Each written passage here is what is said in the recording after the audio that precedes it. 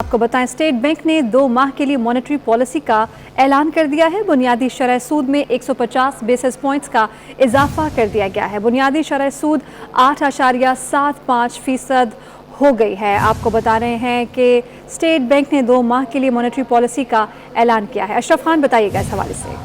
जी, state bank की monetary policy का इजलास और माशी शुमार के जायजे के बाद ये फैसला किया कि शरह सूद में 1.5% का इजाफा कर दिया गया और अगले 2 माह के लिए शरह सूद 7.5% से बढ़ा के 8.75% कर दी गई है। और ये भी कहा गया मॉनेटरी पॉलिसी बयान में बढ़ती हुई महंगाई की शरह और बैलेंस पेमेंट का दबाव बढ़ रहा है, माशी नमूद दुरुस्त में जारी और करंट अकाउंट का खसारा तवक्को से ज्यादा तेजी से बढ़ा है। और मॉनेटरी पॉलिसी के जरिए महंगाई की बढ़ती रफ्तार को कंट्रोल करने के लिए फैसला किया गया है। और ये भी कहा गया माशी बहाली मजबूत बुनियादों पर कायम हो चुकी है। बैंकों के कैश रिजर्व की शर्त में हालिया इजाफा इससे मजीद मदद करेगा और जो सप्लाई चेन बढ़ी है अजनास की, उससे जो बढ़ती महंगाई में आगे चल के कुछ कमी हो सकती है। लेकिन इस वक्त कहा गया है कि अक्टूबर में महंगाई की शरह 9.2% तक पहुंच गई है।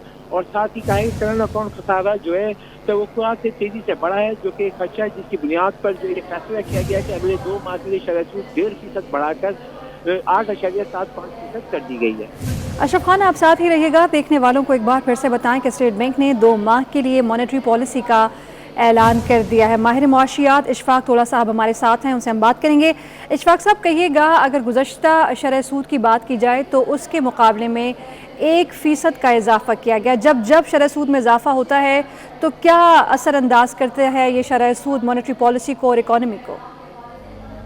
देखिए, शरह सूद में इजाफा अफरात ज़र का बाइस बनता है और ये तो मेरा ख्याल है बहुत बड़ी आम सी बात है, सादा सी बात है। और जब भी अगर कोई इस किस्म की एक्टिविटी होती है और दुनिया में जब भी महंगाई बढ़ती है और शरह सूद में इजाफा किया जाता है तो उसके मजीद महंगाई पे असरात आते हैं। ये मईशत को स्लो डाउन करने के लिए किया जाता है शरह सूद में कमी। और मैं नहीं समझता हूँ कि पाकिस्तान जैसी मईशत की ये कोई हद होगी अब इस तरीके से शरह सूद में कमी कर दे। मैं समझता हूँ कि पाकिस्तान में शरह सूद को स्टेबल रखना, मेरा ख्याल है मैं अगर होता तो 3 या 4% शरह सूद रखता ताकि एक्टिविटी और आपकी बढ़ती। हाँ, एक्सचेंज कंट्रोल आप बिल्कुल रखें और डॉलर को भी आप 140 रुपए पे लेके आए, जब जाके आपकी मईशत चलेगी। IMF की रेसिपी पाकिस्तान के लिए या हम जैसे मुल्कों के लिए नहीं होती।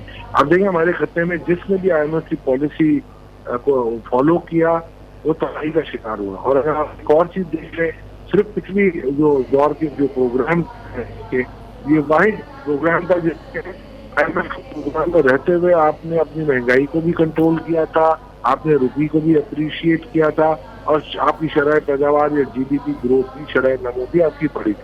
तो मैं समझता हूँ मेरा ख्याल है ये जिस तरीके से मईशत को चलाया जा रहा है ये एंड में बहुत मुश्किल पेश आएगी गवर्नमेंट को और पाकिस्तान के आवाम को।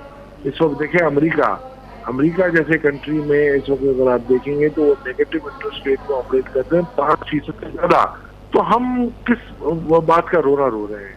बड़ी मुल्कें हैं जो भी हैं जिन्होंने देखा है उनकी सब नेगेटिव इंटरेस्ट रेट है। तो हम अगर मेरा ख्याल है अगर 7-8% की अगर हम नीचे चलते हैं तो मुझे नहीं लगता मगर आपकी तरक्की के लिए ये जमानत होगी। अच्छा इशफाक तोला साहब, वो कौन सी वजूहात होती हैं जिसकी बिना पर शरह सूद बढ़ानी पड़ जाती है और वो कौन से तरीक़ेकार हैं जिन्हें अपना कर हम इसकी थोड़ी सी स्टेबलाइजेशन के ऊपर काम कर सकते हैं? देखिए, स्टेबलाइजेशन जो ऐसी होती है ना, ग्रोथ स्टेबल हो और आपको अगर ज्यादा फंडिंग की जरूरत ना हो और अगर आप समझते हैं आपके अफराद ज़र में कंट्रोल हो जाता है तो आप नीचे ले आते हैं। मगर मेरा ख्याल है ये पाकिस्तान की मईशत के उन ट्रेडिशनल हालात से कोई ताल्लुक नहीं। पाकिस्तान में जितनी बड़ी मतवादी मईशत है मेरा ख्याल है ये हमें सोचना चाहिए। ये तो आप एक और काम करेंगे कि जिनकी बात मतवादी मईशत के पैसे पड़े हुए, जैसे अब शरह सूद बढ़ाते हैं वो अपने पैसे सारे वहाँ इन्वेस्ट कर देते हैं डायरेक्टली और जब वो वहां पर इन्वेस्ट कर देते हैं तो आपके पास जो नीचे पैसा होता है इकोनॉमिक एक्टिविटी के लिए वो नहीं रहता।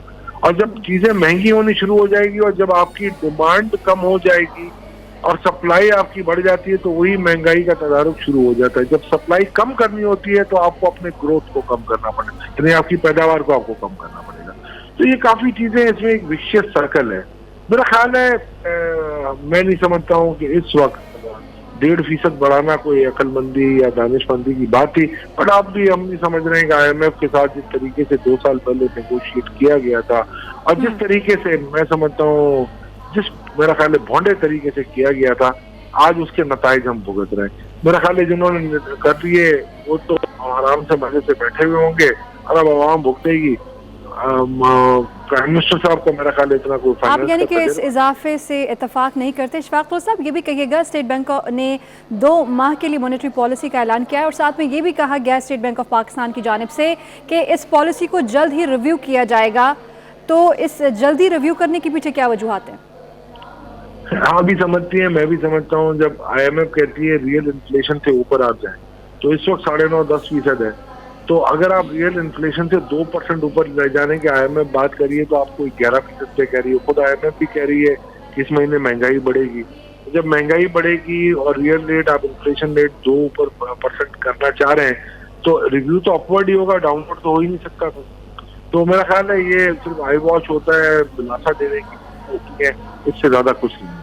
اچھا, آپ کے علم میں ہے کہ 14 دسمبر کو ریویو کرے گی اسٹیٹ بینک آف پاکستان اس مانیٹری پالیسی کو. کم از کم 2 ماہ تک کے لیے تو دیکھنا چاہیے کہ جو مانیٹری پالیسی بنی ہے اس کی امپلیمنٹیشن کیسی رہے گی. آپ یہ دیکھیے گا